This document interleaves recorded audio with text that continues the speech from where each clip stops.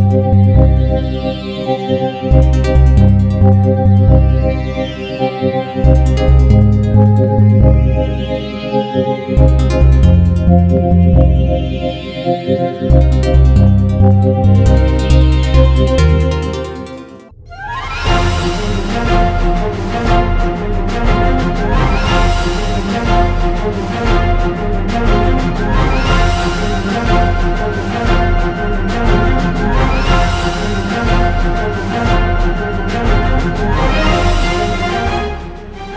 كل عام وبالتحديد في الأول من مارس يحتفل العالم باليوم العالمي للدفاع المدني، ويصحب ذلك العديد من الفعاليات والبرامج والمعارض التوعوية والتثقيفية التي تهدف إلى ترسيخ مبادئ وقواعد السلامة والوقاية من المخاطر التي ازدادت وتنوعت بشكل مضطرد يتوازى مع التطور الكبير في مختلف جوانب الحياة المعاصرة. إن الدفاع المدني ومن منطلق نظامه ولوائحه يضع جل اهتماماته لتأصيل ثقافة السلامة والوعي الوقائي لدى كافة الأسر في المنازل وتعريفهم بالأخطار الشائعة من خلال ما تسجله إحصائيات الحوادث اليومية. فلعلنا في هذا العام ومن خلال الإعداد الجيد الذي عملت عليه لجان الدفاع المدني المعنية بالاحتفال نسجل رقما مقبولا في إحصاءاتنا للحد من الحوادث بالمنازل، والذي بكل أسف يذهب ضحيته العديد من الأشخاص في مختلف الأعمار نتيجة للتهاون والإهمال في ظل غياب الوعي لمتطلبات السلامة داخل المنزل. ومن هنا فقد كان لاختيار عنوان الدفاع المدني والسلامة في المنزل ليكون شعارا للاحتفال باليوم العالمي للدفاع المدني 2012 عنوانا له أهميته ومدلولاته، ذلك أن الإنسان يقضي جل وقته في المنزل وحوله العديد من وسائل الرفاهية التي وفرتها التكنولوجيا الحديثة، والتي في الوقت ذاته تنطوي على العديد من الأخطار. والله نتمنى احنا بناء ثقافة أو نزرع ثقافة. يعني لو قلنا الآن السلامة قبل 1430 سنة موجودة السلامة في الإسلام، الآن صارت الأنظمة ولوائح في النظام الأوشا أو النظام النيبوش البريطاني أو النظام الFBA الأمريكي، الجمعية الأمريكية لمكافحة الحرائق، هذه كلها طلعت وعطت أنظمة ولوائح.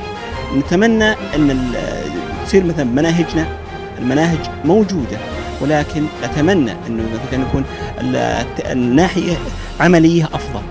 يعني مثلا في كتيبات موجودة، القنوات تهتم بالأمور هذه. في شريحة كبيرة من المجتمع ما تعرف وش الدفاع المدني، يعرف الدفاع المدني كنار وبس، يعني مهام، جهود، طريقة التوعية حقتها كثير خطأ. حتى ليش ما نبدأ من المدارس نطلع فوق، زي ما وعي الناس الكبيرة لازم الصغيرة بعد توعى عنده. عشان كذا جهودهم مرة ما حد يعرف، كل اللي نعرف عن الدفاع المدني تطفي نار وخلاص.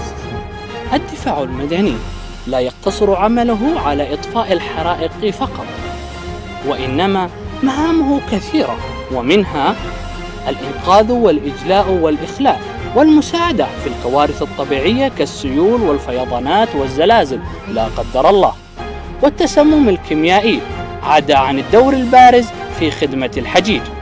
ولدى الدفاع المدني آليات متقدمة تساهم في مهماته البطولية. نقدم الآن عشان اليوم العالمي للدفاع المدني اللي هي السلامة المنزلية.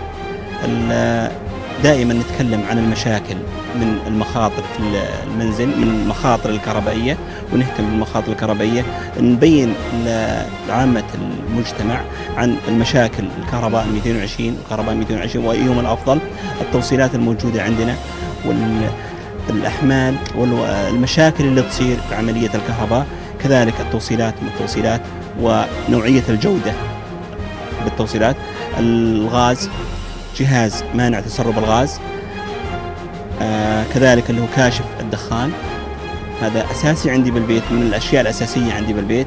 هذا من أول مشكلة يصير عندي الحريق يكون عندي دخان، لذلك أنا دائما ننصح أنه يكون في جميع الغرف في الصالات، ما يكون في المطبخ لأنه فيه كاشف اللي هو الحراري بداله، هذا أساسي. عندنا نتكلم عن المفروض يصير عندك في البيت اللي هي مثلا بطانية الحريق، هذه تكون في المطبخ. بطانية الحريق هذه عندي أساسية، مع اللي هو طفاية الحريق. نفضل طفايات معينة مثل طفاية ويت كيميكال اللي هي الطفاية اللي باللون الأصفر، هذه خاصة في المطابخ. نفضل كذلك طفاية تكون اللي هي البودرة، وطفاية CO2 هذه أساسيات تكون عندي بالأشياء المهمة في البيت. نهتم كذلك بأشياء اللي هي أمور السلامة عامة.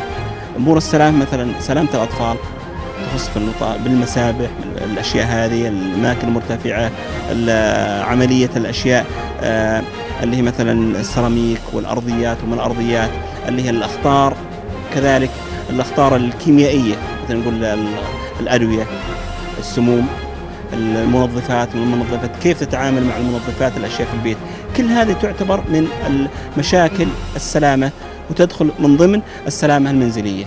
إن السلامة المنزلية تتطلب منا أن نكون حذرين من الأشياء الموجودة في المنزل كالغاز والتوصيلات الكهربائية والأدوات الإلكترونية، ونتعامل معها بكل حرص. ويجب أن يكون لدينا طفاية حريق في كل جزء من أجزاء المنزل، وأن نتعلم كيف نتعامل في حال نشوب الحريق لا قدر الله. وأخيرا يجب علينا أن نتذكر رقم الدفاع المدني ونلقنه لأبنائنا، وهو 998.